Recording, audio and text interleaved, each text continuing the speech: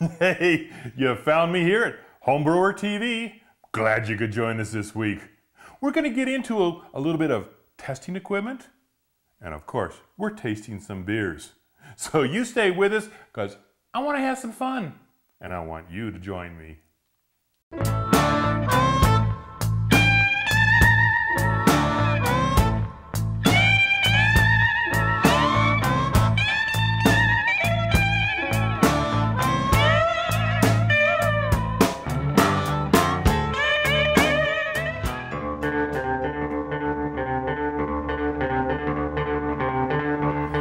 When you start to think about wanting to do simple testing of your brews, one of the most important and easiest to use is doing a hydrometer test.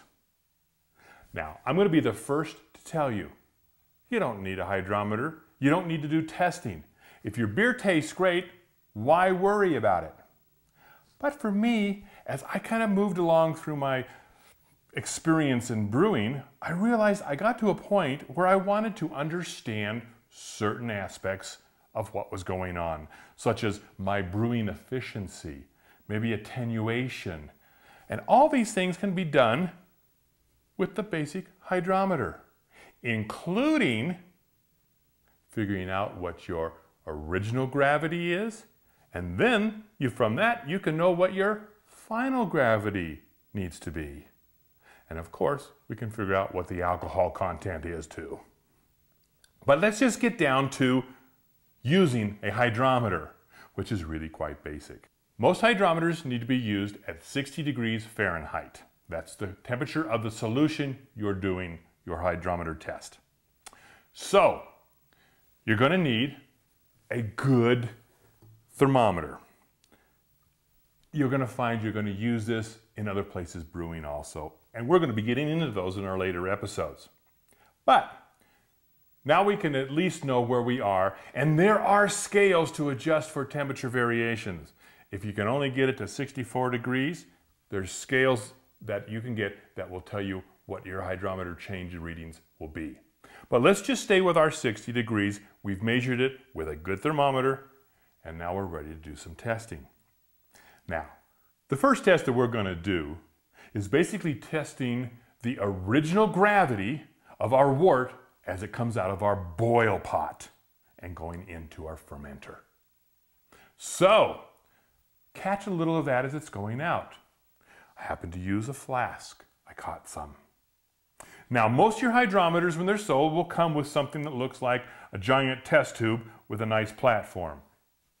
It's nice to use. So what we're going to do is we're going to add our beer to this container, and we're going to take a reading. Now notice, we're going to have some bubble buildup. That's got to be dealt with.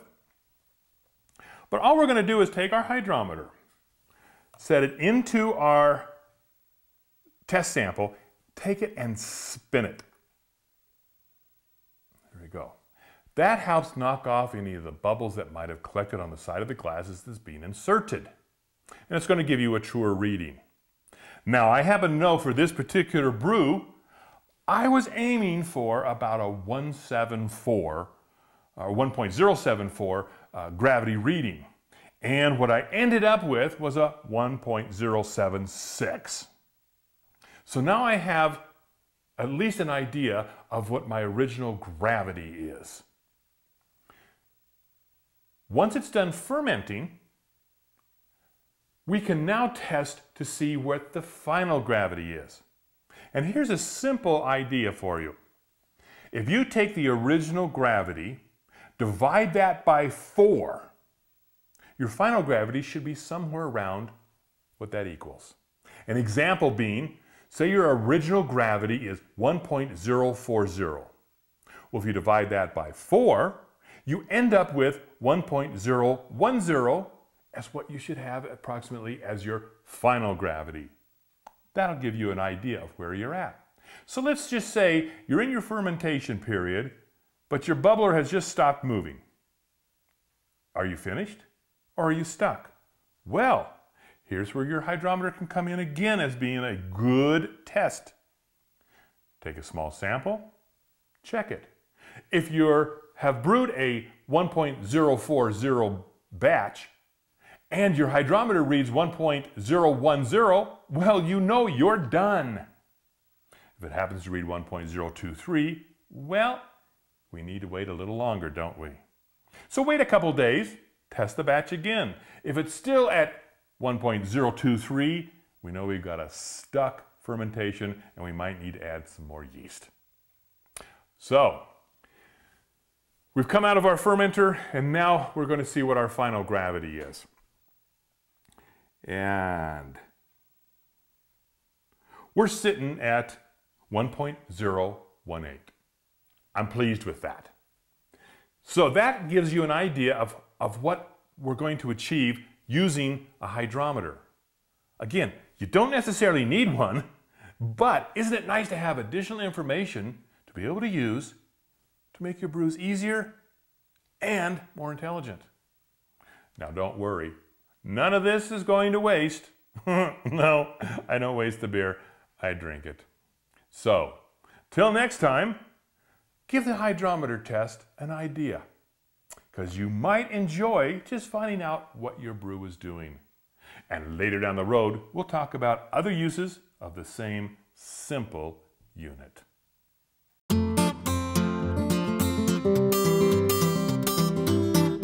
Yes, indeed, we're back in the tasting room for 2 more beers. And the first beer we're going to try, and watch me screw up the name, but this is the Lehnenkugel Brewing Company. They're out of Wisconsin. And what we're trying today is their creamy dark. So, let's give this a try. By the way, this was a suggestion by one of our viewers, so I got it in for our tasting. Here we come. Well, lovely head. Lovely dark amber color.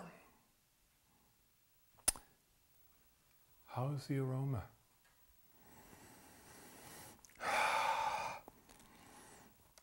The aroma's okay. I don't smell any great hops. I also don't smell any great malt.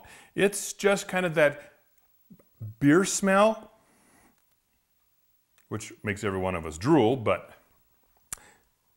so, as far as the aroma is concerned with this one, I'm going to only give it, out of a score of 12, I'm only going to give this a 4. And we know the next one is appearance. It's beautiful. I'm giving it that 2 that we see so often. I'm kind of wondering when I'm going to see a beer that I don't think is beautiful.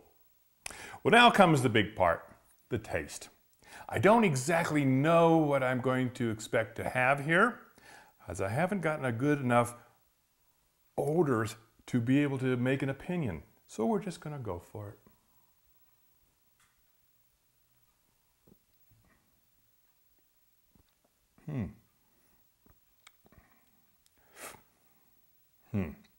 Well, I guess, yes, I'm disappointed. For me, the hops in this one are a little bit overpowering. I'm not tasting the malts that I would expect to taste in a dark amber. There's no sweetness. There's no lovely sensation. It's just more of a hoppy.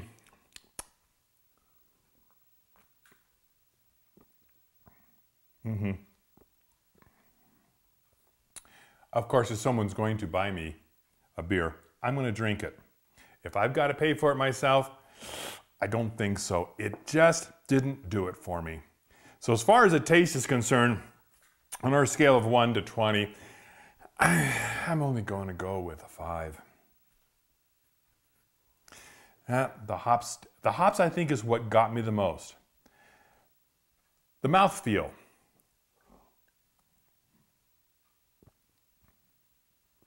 It's got a dry, but very carbonated mouthfeel. What's lingering is more the bitterness of the hops. And I love a good IPA. And we've tested IPAs here, and I have ranted and raved about the flavors. And that's really what I'm looking for. I want flavor. If I want to get something that's hoppy and tastes like, well, we know where I'm going to go. You know, one of the big three. So, as far as the mouthfeel is concerned, I'm going to give it a 3 because it has a very nice carbonation. And it is dry. That's nice. That's as far as I can go. And then my overall opinion of the beer, I'm not really thrilled with it. I'm only going to give it a 3 out of a 10 scale. So 11, 13, comes up as a 17. I think this is probably one of the lowest rated beers that we've done so far. I'm disappointed. I really felt with a dark, creamy, I was going to get that creamy sensation. And basically, I didn't. Well, we're going to go on to another beer that was suggested by one of our viewers. And I love the name of this, Moose Drool. This is for the Big Sky Brewing Company. And I truly don't know what to expect. I just love the name. I think creative names are just fun.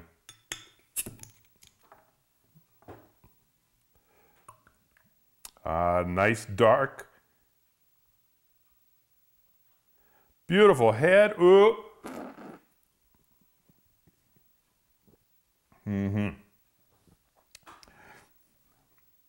Obviously, we can see right ahead that the carbonation is a little bit better. Well, is more, not necessarily better. The colors, though, I'm going to say I can't tell them apart. So I don't want to mix these up because the crew gets one and I get the other. Okay, Moose Drool. Again, the aroma is not really hitting me very well. I'm getting very little in that smell. So I'm only going to go with a 4 in this aroma. The appearance, it's the same, right? So we're going with that massive 2 out of 3. The flavor. Well, I've had a little bit of a taste with the head getting a little bit away from me, but let's go for a real good one.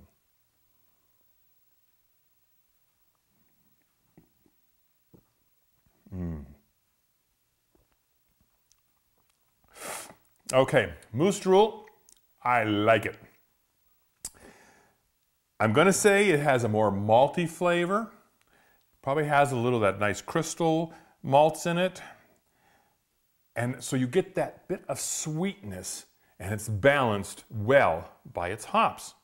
This is a delicious beer, and we know which one I'm going to pick as far as the crew and me. It has a lovely, smooth mouthfeel, a good carbonation. All right, so as far as its flavor is concerned, on a scale of 1 to 20, I'm going to go with an 11. And as far as the mouthfeel, I'm giving it a 3. My overall opinion, it's a very good beer. I enjoy drinking it. I would drink it again. But we have had better tasting beers here, and I am really big on flavors. I want bold flavors. And it doesn't give me as much, but it is nice. So on a scale of 1 to 10, I'm giving it a 5. 21. So we've got a total score here of 25. And obviously you can tell from what I've just said, I'm going to pick Moose Drool over the Creamy Dark as far as comparing the two. I like the Moose Drool. I will drink more Moose Drool. The Creamy Dark, if you like a dry, bitter beer, I think you'll enjoy that. Well, thanks for joining me. We'll see you next time here in the tasting room when we get 2 more beers to give a go.